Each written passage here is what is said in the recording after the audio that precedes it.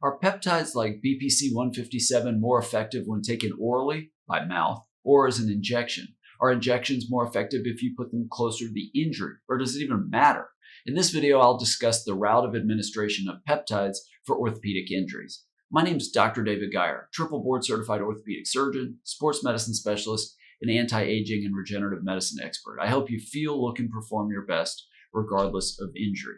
Now, before I start talking about how to potentially give peptides, I want to make it very clear that peptides are considered experimental by the Food and Drug Administration in the United States. They're considered experimental by insurance companies, so they're not going to be paid for by insurance companies. I am not telling you that these are something that you should even do. I'm putting information out there because so many people ask me about peptides based on my board certification in anti-aging and regenerative medicine and my peptide therapy certification. So I just want to put the information out there as to what they potentially are, how they potentially could be helpful, why they might work, and who might consider doing them. I'm not telling you this is something you should do. This is not medical advice. If you're interested in any of that, talk to your doctor, especially if it's a doctor that does do peptide therapy, and see if this is right for you. I also have other videos about all aspects of things like peptides and other regenerative treatments, what types of physicians to go see, where to get peptides in this case, or where not to specifically. I'm not at all, and most people that are certified in peptide therapy feel strongly that patients should not get them from online sites. I have whole discussions about all of that in other videos. But what I want to talk about here is potentially how they could be administered. Now, most peptides, and again, peptides are short chains of amino acids naturally made in our body. Labs have figured out the ability to make chemical or synthetic versions of those, basically replicas of those, same chemical structure and everything else, and they can be administered in a variety of ways. Very few peptides are absorbed orally through the stomach and the GI tract. BPC 157 is thought to be equally well absorbed orally or as an injection you give just under your skin, but that's one of the rare ones. So for most other peptides, whether it's thymosin beta 4, whether it's CJC 1295, or a variety of others, almost all of those have to be given as a subcutaneous injection, meaning just under the skin. Usually you don't need to do intramuscular, which would be a little more painful. I don't know that it would necessarily be harmful, but most of them are given subcutaneous injections. As far as, I'll talk, because I get this question a lot about the BPC, would oral work better than subcutaneous injection? Just from a number of patients I've had that see people all over the world and just have experience for a variety of reasons. And honestly, my background in reading the research, I'm skeptical how much BPC 157 as an oral pill helps for musculoskeletal injuries, tendon, ligaments, muscle, cartilage, things like that. May help a little bit with pain relief. I'm not convinced it necessarily would be all that beneficial in getting tissue to heal. I would expect if it was going to help, it would be more as a subcutaneous injection.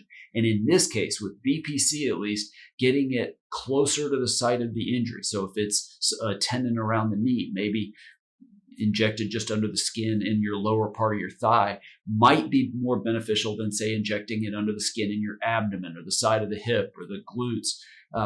That hasn't really been studied very well, but again, you talk to people that do just huge volume of peptides, that's starting to sound like the consensus that's out there. But again, there is debate about that. It's tricky if you've got multiple injuries, left shoulder, right knee, variety of different places. That's where people are like, well, I'll just put it in one place, hope it gets throughout the body, or maybe each day you vary up the site. That hasn't necessarily been thought to be shown for some of the muscle strengthening peptides, things like CJC 1295. And again, those are sort of theoretical things, but there is a lot of talk about that in the peptide certification world. The problem is these really haven't been studied. One, the human studies are really early as far as just peptides for any injury. Most of the studies are animal studies, and that's part of the reason that the FDA considers these experimental and are not approved as medications where you get them at CVS or Walgreens or anything like that. But certainly in human studies, there just haven't been great it's mostly anecdotal evidence, people basically doing peptides in their practice, and this is what they've figured out. It would be really helpful to have more research, where you have one group of patients with, say, tennis elbow, where they get, let's just say, BPC 157 injected somewhat near the elbow, whereas half of them that are randomized get it in their abdomen, and then you compare the outcomes. But studies they're really well done. Lots of patients, a placebo group, the patient and the provider are blinded. Basically, they don't know what treatment they've gotten. Those studies are very expensive to do, and if there's not government funding for that study, or it's not done in an academic medical center, it's really hard to do. That's part of the reason there aren't those studies, but that's also the lack of those studies are largely why they're not approved as medications by the FDA. So take that for what it's worth. But that's generally the thought. And again, there's going to be a lot of disagreement if you talk to a lot of peptide therapy experts. But typically for orthopedic type injuries, peptides could potentially be helpful. I doubt that the oral forms would do that much.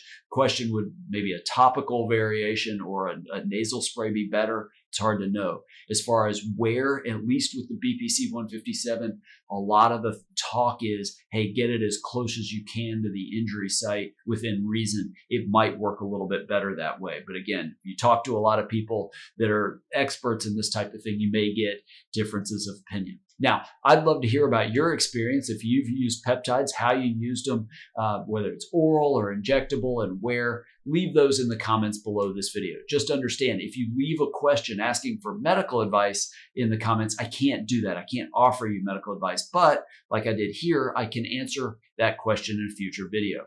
Make sure to subscribe to this video, to this channel. Click the bell to be notified when I release a new video and when I start my monthly Ask Dr. Geier live shows. Thanks for watching. I hope this was helpful, and I look forward to helping you feel, look, and perform better than ever.